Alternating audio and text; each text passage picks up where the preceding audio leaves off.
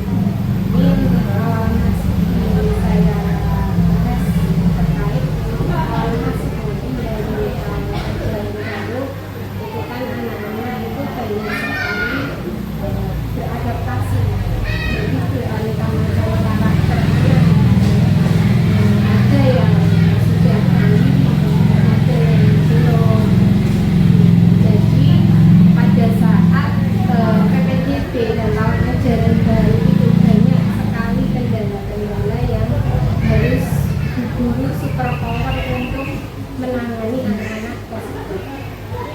Jadi seorang guru itu harus memahami dari karakter anak masing-masing.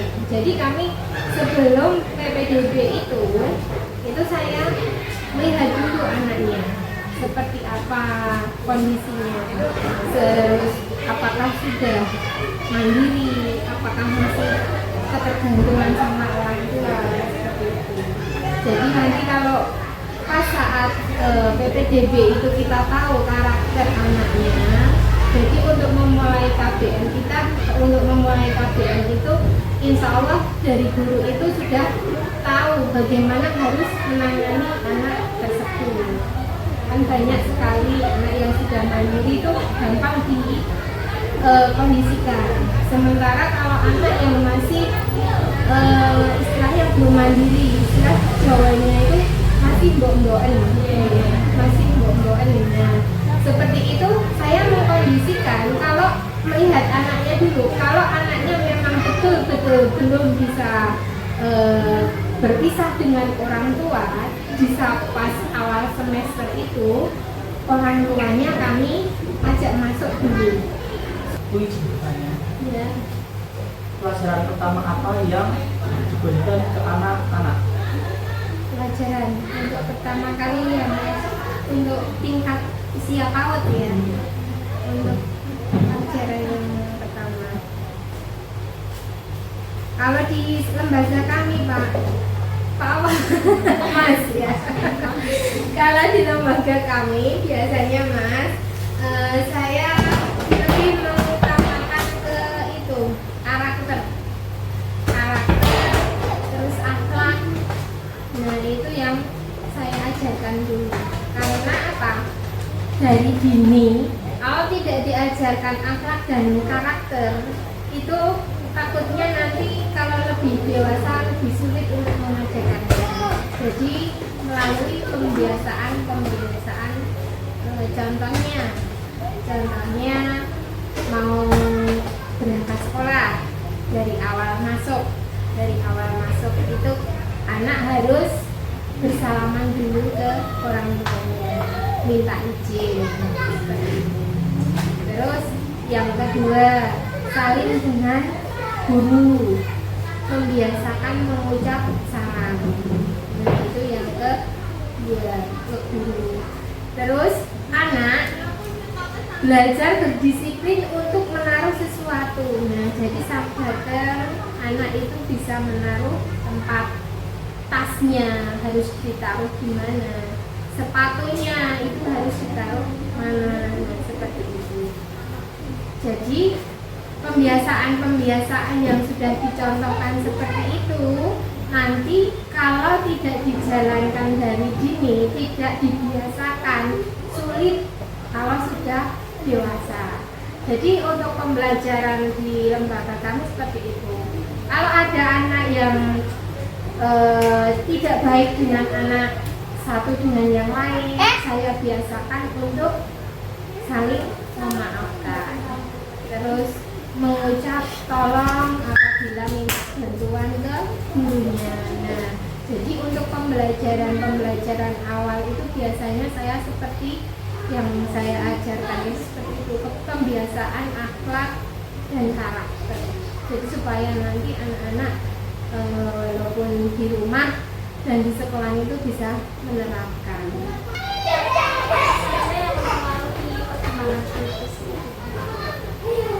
Faktor untuk mempengaruhi perkembangan anak.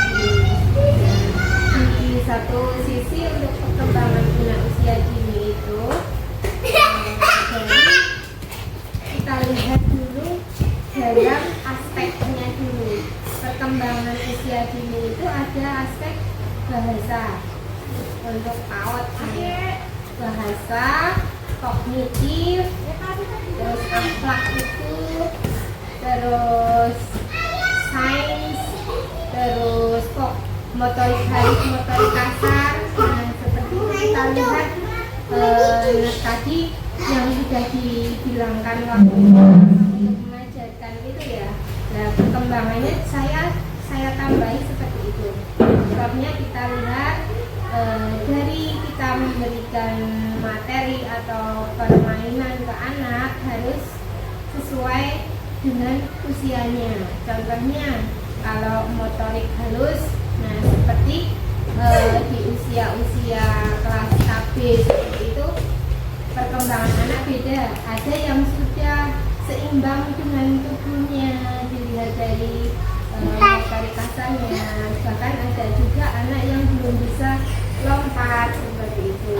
Nah, kita faktornya untuk melihat itu dari situ, kita lihat satu persatu perkembangannya, nanti kita sisipi dengan permainan seperti kalau motorik kasar belajar melompat, kalau kognitif kita ajari dengan mengambil benda dengan cara bermain, tapi tidak fokus di buku.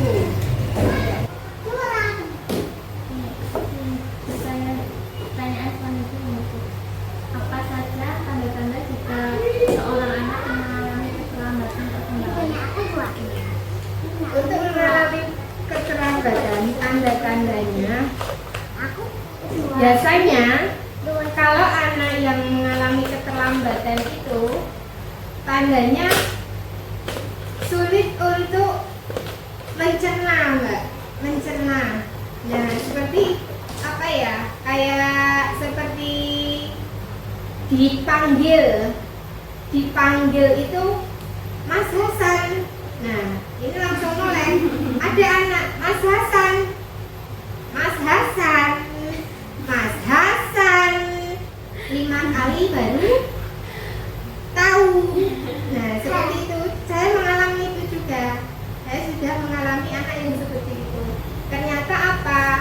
Oh, dari itu saya cross check dengan orang tua setiap hari. Bilang konsultasi sama orang tua. Jadi guru sama orang tua itu harus aktif. Guru sama orang tua, kalau guru untuk guru TK itu harus aktif. Guru SD pun harus seperti itu sebetulnya. Bahkan yang masuk SD ke SD itu loh, itu kan anak juga beradaptasi ya, adaptasi. Jadi harus berkolaborasi, itu sangat penting antara guru dan wali. Selanjutnya kalau untuk anak yang mempunyai keterlambatan itu memberi pelajarannya gimana ya? Saya itu kalau untuk keterlambatan anak di sini ada 2. Saya sendirikan dalam artian dengan memantau anak dari 11 anak itu tadi. Nanti saya jadi bisa fokus. Jadi fokus. Dan karena anaknya juga hiperaktif, yang keterlambatan itu anaknya juga hiperaktif. Jadi saya sendirikan seumpama nanti kalau pas akhir itu, akhir mau belajar istirahat, jadi saya pas terakhir saya ajak main, diajak main sambil bermain sambil menyiapkan ABE gitu, sambil menyiapkan angka, terus sambil menyiapkan itu warna-warna. Jadi untuk penangannya seperti itu harus memang benar-benar fokus ke sulitnya di situ ya, keterlambatan.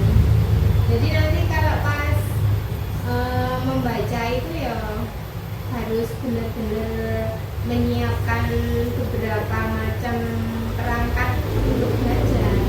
Kayak contohnya pakai kartu ya. Kalau yang normal-normal saja, ini dibaca Mbak langsung.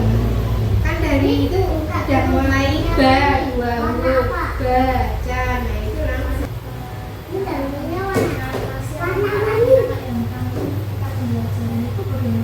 Dan suka nangisan itu ya. Itu di sini juga ada. Kalau saya di sini lembaga kami untuk menangani anak tantrum-tantrum seperti itu, biasanya kalau suruh diem memang nggak mau. Jadi saya fokuskan untuk nangis dulu. Saya fokuskan. Terus saya juga kembali lagi ke orang tua, tanya di rumah bagaimana biasanya, kebiasaannya bagaimana kalau tantrum. Nah, jadi kita juga belajar sama orang tua. Oh, ibunya menangannya seperti ini, sudah konsultasi ke ibunya. Nah, itu ada. Alhamdulillah sekarang sudah rajin sekali. Dulu saya diamkan Mbak, saya diamkan dulu. Kalau pengen nangis ya nangis, tapi jangan mengganggu temennya ya. Saya nasihati, nangis di sini nggak apa-apa. Nangis dulu sambil bermain, nangis sambil bermain nggak apa-apa. Nah seperti itu saya tetap nggak memaksa anak diem mau gitu, nggak mau. Anak mesti nggak mau diem nak, diem gitu nggak mau. Ya udah, senangnya apa dulu kita lampiaskan lewat itu. Nanti kalau anak itu kadang merasa capek, terus anak itu diam sendiri. Tapi kalau memang benar-benar itu anaknya tantrumnya sambil ngambung, kan macam-macam. Nggak modelnya nggak satu aja. Ada yang tantrum nangis diem di tempat, ada yang tantrum nangis ngamuk gedor-gedor pintu, ada yang nangis juga ngamuk lari-lari lompat pagar, itu juga ada ya. Itu, nah itu nanti saya minta tolong ke bu guru yang lain. Saya kondisikan, minta tolong ini dikondisikan sendiri seperti itu.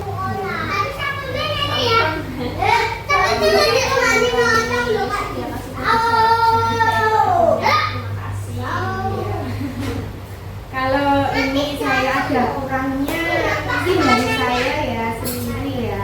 Mungkin kalau ini ada lebihnya, datangnya dari Allah yang benar-benar pas dengan jawabannya.